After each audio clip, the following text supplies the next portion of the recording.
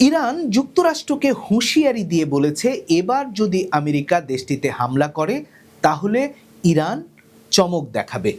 প্রশ্ন উঠেছে, কি সেই চমক?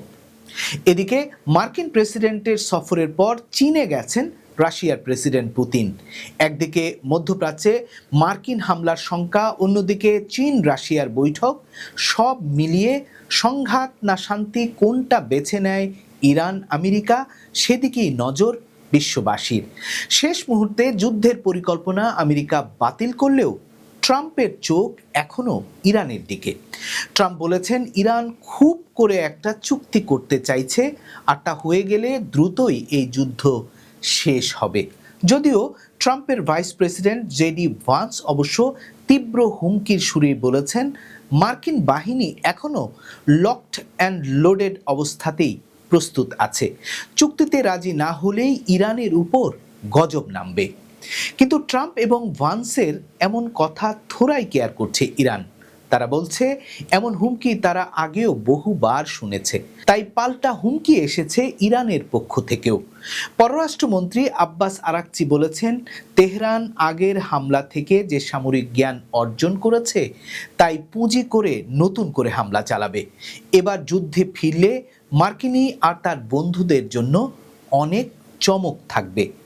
চমক নিয়ে বিস্তারিত আব্বাস আরাকচি আর কিছু না জানালেও সংবাদ মাধ্যম মিডল ইস্ট আই জানাচ্ছে, ইরানের সামরিক কমান্ডাররা হয়তো তাদের আকাশে মার্কিন যুদ্ধ বিমান এবং বোমারু বিমানের উড্ডয়ন পথের মানচিত্র তৈরি করে রেখেছে, যা মার্কিন বাহিনীর ঝুঁকি আরও বাড়িয়ে দিতে পারে।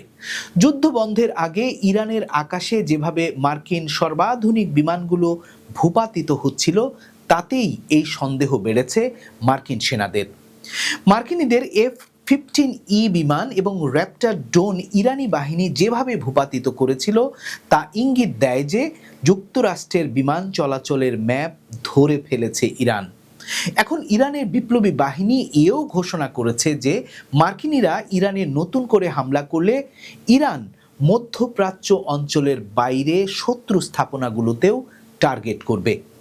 মধ্যপ্রাচ্যে সাম্প্রতিক যুদ্ধে ইরানের হামলায় 15টি মার্কিন সামরিক ঘাঁটি আক্রান্ত হয়েছে।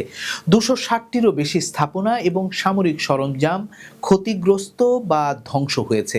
আমেরিকার যুদ্ধ প্রযুক্তির রাডার, সেন্সর ব্যবস্থা, স্যাটেলাইট ব্যবস্থা, বিশেষায়িত বিমান, ড্রোন ধ্বংস হয়ে যাওয়াকে অপূরণীয় ক্ষতি হিসাবেই দেখা হচ্ছে। ডলারের হিসাবে ক্ষতি যাই হোক না কেন, এসব সামরিক স্থাপনা সহসাই আর ঠিকঠাক করতে পারছে না আমেরিকা। ফলে মধ্যপ্রাচ্যে আমেরিকার গোয়েন্দা নজরদারি ঝুঁকির মুখে পড়েছে। বৈশ্বিক উত্তেজনার এই সময়ে সবচেয়ে গুরুত্বপূর্ণ হয়ে ওঠা চীনের প্রেসিডেন্ট শি জিনপিং জানিয়েছেন, যুদ্ধ বন্ধ করা ছাড়া বিশ্বের কাছে আর কোনো বিকল্প নেই। ট্রাম্পের চীন সফরের পরপরই পুতিনের চীন সফর যে ইরান ইস্যুতেই, তা বোঝার আর অপেক্ষা রাখে না। ফলে শি জিনপিং আর পুতিনের বৈঠক থেকে ইরান গোপনে কি বার্তা পায় আর তাতে দেশটি কিভাবে আমেরিকাকে চমক দেখায়, সেদিকেই চোখ রাখছেন আন্তর্জাতিক বিশ্লেষকেরা।